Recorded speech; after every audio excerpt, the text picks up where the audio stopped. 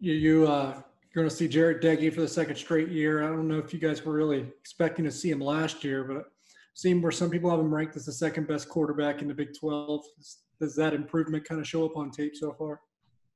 I agree. Yes, it does. Where he is now compared to where he was a year ago when we played him, and we didn't know a lot about him, granted, but at the same time, he had shown up in a couple of games a year ago, and he was kind of an unknown, but he's really putting the ball where it needs to be. He's extending plays, making the right reads. I would agree with the assessment of wherever he's ranked there. He earned it.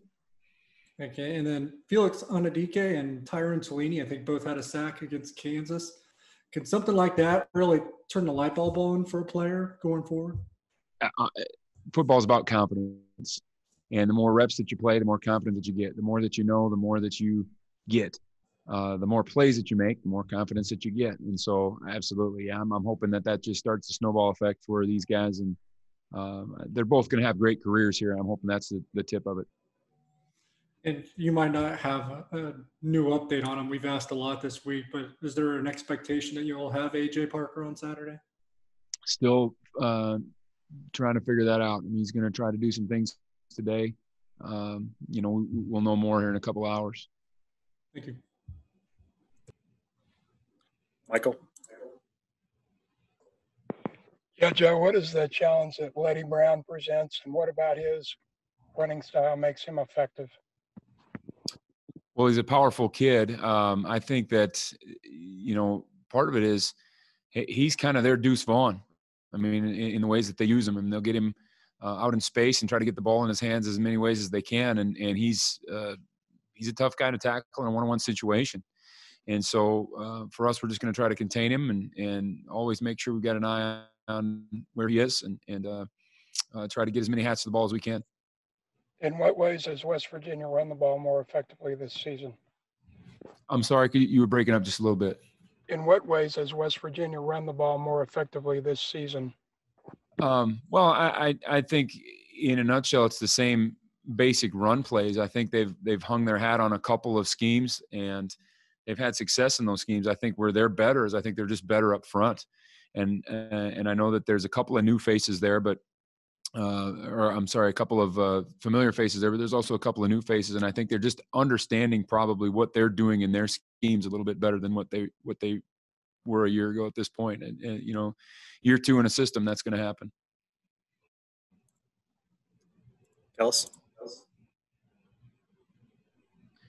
If AJ can't go, who are the guys you trust most to fill in at nickelback right now?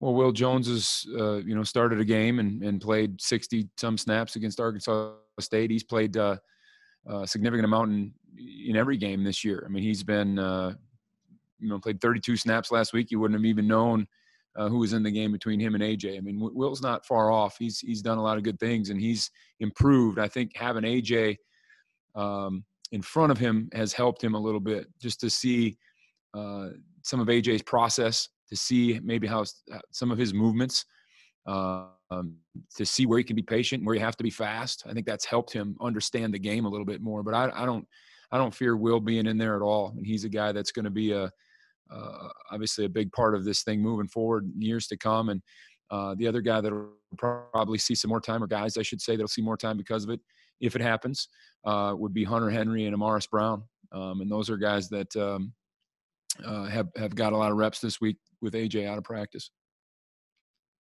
All right. Thanks much, Coach. Appreciate it. Fitz?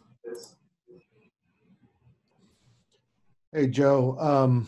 Tackling is always important, so I don't mean to, bring it out for this game, but you guys have turned into a pretty good tackling team. When you're dealing with a Letty Brown, is it kind of amplified because he can make you look pretty bad if you miss something right away? He's probably the best player we've played so far, and I'll throw Sinkfield into that too. And I don't know if it's just something that luck of the draw or whatever, but those are the guys that probably do the best job with their off arm in terms of stiff arms, keeping people away from their body of anybody that we've played this year. I mean, those guys are really, really good at that, and it's really hard to tackle those guys from a side profile, which is, in football, you get a lot of those side profile tackles, and those guys just do such a good job of keeping you away from their body that they're difficult to bring down. So I think the key to it is we've got to get more hats to the party. Two guys tackling is always going to be easier than one. So we're just going to try to keep that ball in the cup, so to speak, as we term it, and just see if we can suffocate it. When you're going against, kind of a wide open passing game, a spread, I know West Virginia shows that in some formations, but really they're a 50-50 team. Is this more challenging to go against a 50-50 team with a strong running back who can, if you decide you want to stop the pass, he can really make you pay? Absolutely. Yeah. I mean, they're going to, it's kind of and they have a lot of RPO things in their system too. So it's kind of damned if you do, damned if you don't in some of these cases. And, that's where we just got to do a really good job with our looks. We got to do a really good job with getting off blocks in there. But you bet. I mean, yeah, he's, and, they get it to him in the open space in the pass game too. And that's, they've had a lot of success doing that. It doesn't always have to be him involved in the run. I mean, sometimes they use him as the check down guy in their pass game, and he's just as scary there. They might be 2-2 in the conference, but is West Virginia really that far off of the unbeaten teams or the teams towards the top of this conference?